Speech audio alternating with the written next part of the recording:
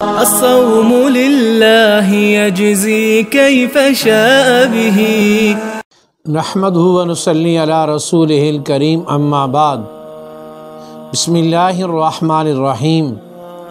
معزز خواتین و حضرات، السلام علیکم ورحمۃ اللہ وبرکاتہ۔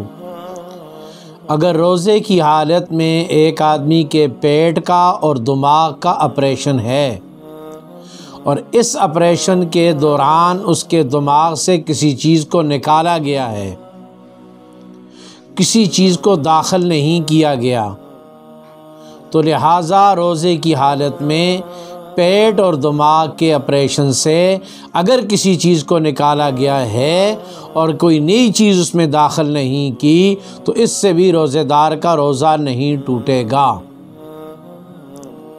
اور اگر روزے کی حالت میں کسی آدمی کے پیٹ اور دماغ کا آپریشن ہوا اور اس کے اندر کوئی نئی چیز داخل کر دی گئی تو اس سے روزہ ٹوٹ جائے گا۔ پیٹ اور دماغ ان کا آپریشن ہوا اور آپریشن کر کے کوئی نئی چیز اس میں داخل کر دی ہے تو اس سے روزہ ٹوٹ جائے گا، اب روزہ باقی نہیں رہے گا۔